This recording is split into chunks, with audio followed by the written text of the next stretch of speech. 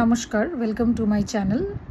আজকে আমরা একটা রিলেশনশিপ নিয়ে কথা বলবো, যেটা সত্যি আমাদের লাইফে ভীষণ ইম্পর্ট্যান্ট এবং এটা আমরা খুব অ্যাডোর করি, ভালোবাসি এবং যাকে ছাড়া আমাদের প্রত্যেকটা সকাল, প্রত্যেকটা রাত, প্রত্যেকটা দিন যেন কোথাও একটু মিনিংলেস সত্যিই হয়ে যায়। আজকে আমরা শিশুদের নিয়ে কথা বলবো এবং অভিভাবকদের সাথে তাদের রিলেশনশিপ নিয়ে। দেখুন, শিশুর সাথে যখনই আপনি ডিল করবেন তখন আপনাকে মাথায় রাখতেই হবে অনেক বেশি ধৈর্যশীল হতে হবে।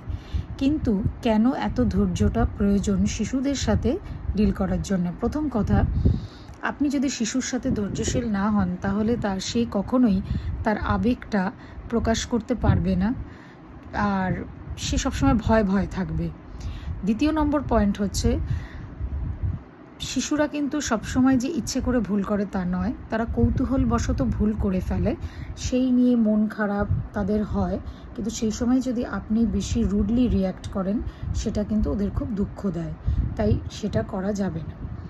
থার্ড পয়েন্ট যেটা হচ্ছে, আপনার নিজের আচরণের মধ্যে অনেক বেশি পেশেন্স রাখতে হবে, কারণ আপনাকে কিন্তু ওরা ফলো করে। একটা শিশুকে যখন আপনি বকবেন তখন আপনি জানবেন যে সে কিন্তু কথাগুলো ওভাবে মুখস্থ করে যে করছে বা করতে পারবে এর কিন্তু কোনো মানে নেই। সে আপনাকে লুক আপ টু করে, আপনি যেটা করছেন সেটাই সে জাস্ট ইমিটেট করে।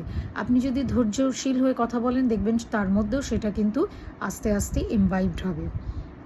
ফোর্থলি যেটা মনে রাখবেন সেটা হচ্ছে, শিশুকে সবসময় যখন আপনি ধৈর্য ধরে কথাটা বলবেন বা ধৈর্য ধরে তার সাথে বিহেভ করবেন, শিশুও কিন্তু খুব নিজের কাছে নিজে মূল্যবান ফিল করে। সে ভাবে যে বাবা মা তো আমাকে খুব ভ্যালু করে, তাহলে না, আমাকে তাহলে তার কথাটা শুনতেই হবে, এই ফিলিংটা কিন্তু তার মধ্যে আসে। ফিফথলি যেটা মাথায় রাখতে হবে সেটা হচ্ছে, কঠোরভাবে বা ভীষণ দ্রুতভাবে তাকে বকবেন না।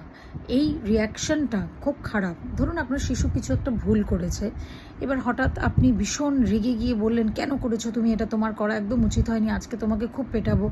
এগুলো করবেন না।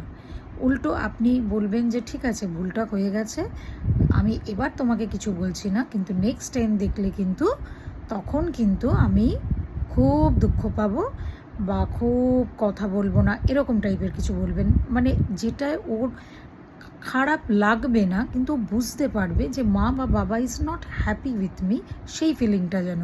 কিন্তু রিয়্যাক্ট করে এমন একটা দৌড়ে এলেন, বকতে এলেন, মারতে এলেন, এটা কিন্তু কখনো করবেন না। সিক্সলি যেটা আপনি করতে পারেন সেটা হচ্ছে, প্রত্যেকটা জিনিস তাকে ধৈর্যর মাধ্যমে বোঝাবেন। তার জন্য আপনি কিছু তার মানে সেলফ এনহ্যান্সিং